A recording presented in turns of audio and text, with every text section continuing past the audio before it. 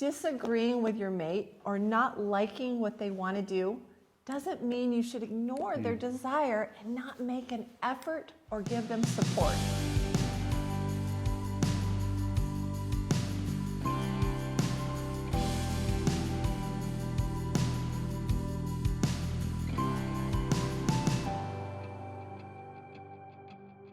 Hello everybody, I'm Tad Horning. And I'm Kimberly Horning. Welcome to Great Marriage, Great Life TV, where we offer uncommon insights into juicifying your relationship and making marriage great again. Now, you know how couples often get to this place where they say things like, we just don't have anything in common anymore, or he doesn't want to do what I want to do, and I don't want to do what she wants to do, or we've grown apart and we just don't have anything to talk about anymore. Well, this is such a common problem that it's not even a problem. Well, it is a problem, but it's easier to fix than you can ever imagine. So if you're experiencing this in your relationship, keep listening, because we're going to show you why you have the problem in the first place and how easy it is to fix it. Okay, now first the why. Why do couples, and all couples, by the way, experience this on some level and at some point in their relationship. So why do couples stop having fun together? And why do they lose any sense of having anything meaningful and in common? Easy answer. It's called life. That's why. Life got thrown at you like a hailstorm and you stopped collaborating on your relationship together. You stopped growing together, talking about your dreams and entertaining new possibilities. You stopped stepping into your mate's pool of desire and supporting them in what is important to them. And you know what? There's nobody to blame for this. I mean, come on. We've all got kids and careers and family challenges and health challenges and recessions and financial crisis and in-laws. I mean, you name it, right? And somewhere in all of that, we took our eye off the ball and we stopped putting first things first. I mean, that's it. All you got to do is start putting first things first and start making what is important to your mate important to you. And we call this idea, what's important to you is important to me because it's important to you principle. And what's important to you, even if it's something that's not on my list of priorities, becomes a priority for me because it's important to him. Does that make sense? So when we begin to collaborate together, to talk about things and do things and plan for things that are important to the other person, that's where the magic begins to happen. And when something is important to your mate, it doesn't matter if it's not important to you or even if it doesn't make sense to you. It becomes important and significant to you because it's important and significant to them. It's that simple. So true. Now I want to tell you a story. Now there was a restaurant that we used to love to go to called Turley's, and it was one of our favorite places because they served breakfast all day long. I mean, pancakes at 9 p.m. Well, one day we were there for breakfast, probably in the evening, and our food was delivered cold. Now, we told the server, and the next thing we know, the owner shows up at our table. Now, he asked me don't drop names. He asked me what the problem was, and I said my pancakes were delivered cold. So he promptly sticks his finger in the middle of my pancake stack and says, they don't feel cold to me. And then he refused to replace them. Well, that might be the last time we ever ate at Turley's. I'm not sure. Yeah, it was? Yeah. Okay. The point is this: disagreeing with your mate or not liking what they want to do doesn't mean you should ignore their desire and not make an effort or give them support. When we were courting or dating, we would often go out on a limb to show them support or be in agreement with them, right? This actually reminds me of an experience that happened really early on in our marriage. At the time, Tad had 3 things that he loved to do because they got him totally present and in the moment. Still do. Giving him a reprieve from the hustle and bustle of our life. And namely, they were sex, flying, and golf. Different 3 things now. And golf was one of his favorite things for us to do together. The only problem was I hated it. I had a swing where every time I struck the ball, I hit the ground. I was using my golf club like a hoe, and it would jar my wrist and hurt my arm. I would just absolutely cringe every time he wanted to make a tee time. But I loved him, and I loved spending time with him more than anyone else, still do. So I would cheerfully go along, with the highlight being the smile on his face, the golf cart ride, and the Arizona iced tea and Snickers bar that we routinely shared. Well, then one day I decided that because golfing was such a highlight for him, I had no choice but to become a better golfer. So I immediately researched the area for the best clinics, and I signed us both up for a 3-day workshop.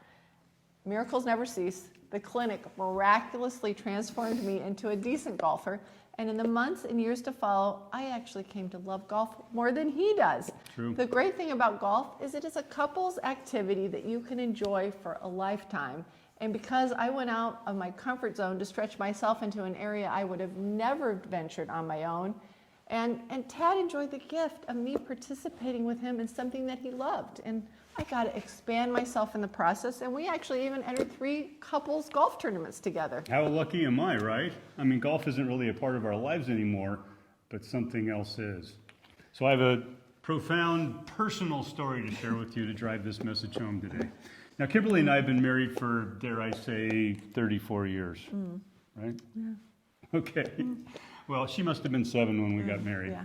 Well, anyway, there's something that she's wanted to do her entire life with me from the very beginning that I have deprived her of, and that is dancing. I love dancing. In fact, I would dance in my seat at a wedding if Tad didn't get me out on the floor. It lights her up like a Christmas tree. Yeah. So anyway, we worked on our books. I mean, we've been doing our marriage programs, and we've been teaching other couples how to stay engaged and to collaborate on their relationship together.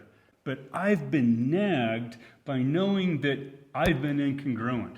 I've been a total hypocrite.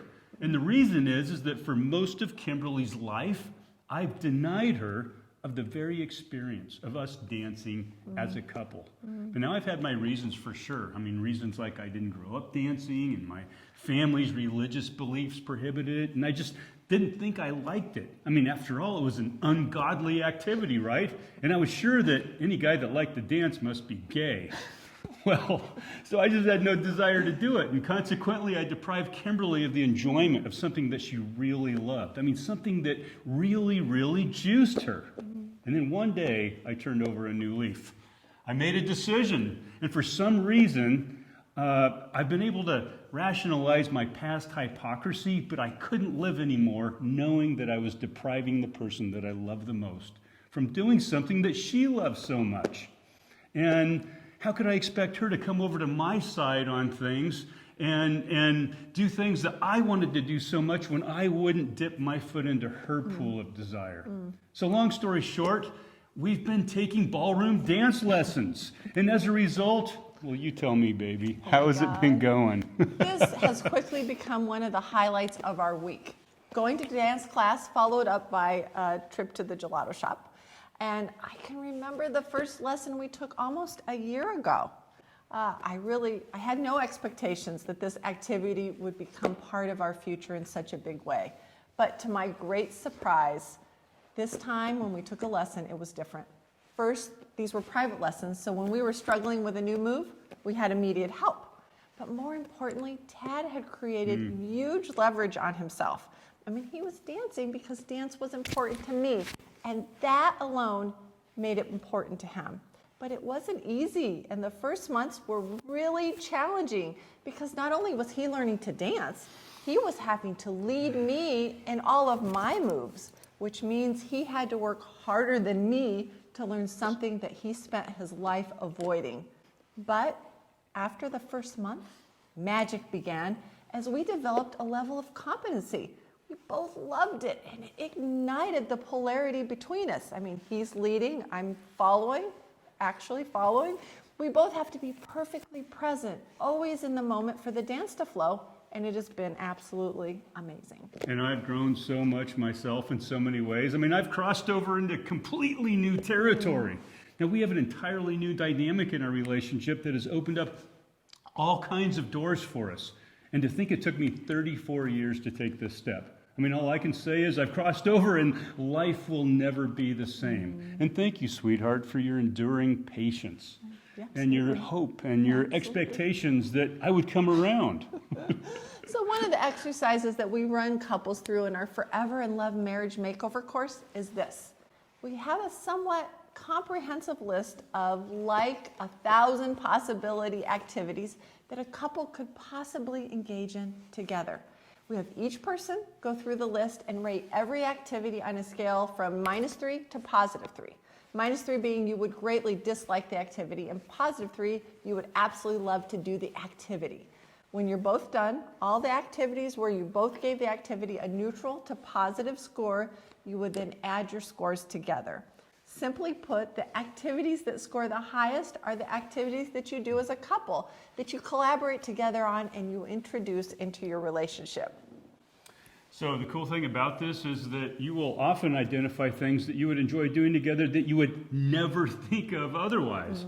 Now, if you really want to move the needle and you really want to build trust and you really want to build connection and re-engage with your mate fast, here's what you're going to do. Now, you're going to identify the 3 activities that your mate scored the highest, that you have had little or no interest in. Right? Do you see where we're going with this? Now consider what it would mean to them for you to support and collaborate with them in the experience of those activities. We can tell you right now that the results will be amazing. It's a powerful way to enter into your mate's world and connect with them at a whole new level. And in the process, you expand yourself in so many ways that often lead to self-discovery and, I can tell you, explosive personal growth. In other words, not only does the trust and the connection grow within your relationship, but your own world expands miraculously. Now, that's what happened to me when I started dancing with Kimberly. And I don't mean discotheque, rock and roll kind of dancing. I mean fully engaged dancing that requires you to learn the language of dance and move together in a collaborative and exciting way. Tango. And I've got to say, I don't do this reluctantly or resentfully or even apprehensively anymore. I do it because it's important to Kimberly, and because it's important to Kimberly, it's important to me. And he's all in. And what's more, now I think I love it as much as she does. I just had to break out of an old paradigm, an old belief system, and stretch myself. It's really a stretch to a new level. Now, I'm not a reluctant husband who occasionally dances with his wife anymore. No, I'm a dancer who joyfully gives pleasure to his wife by pursuing and romancing her on the dance floor. And if I can do it, you can do it. Anybody can do it. So it's that simple. What's important to him is important to me because it's important to him. And we can attest that the juicification of this one concept into your relationship is amazing. And now I have a husband who will grab me up if I'm in the kitchen or if I'm in the closet getting dressed and wants to tango. How amazing. And he has a wife who joyfully makes a tea time and wants to golf with him. It's been a wonderful part of our marriage, and it's constantly evolving and changing as you explore each other's interests. This is a gift that you give your mate, and it's also a gift that you give yourself. Until next time, we wish you all the joy of bringing new and exciting elements into your life.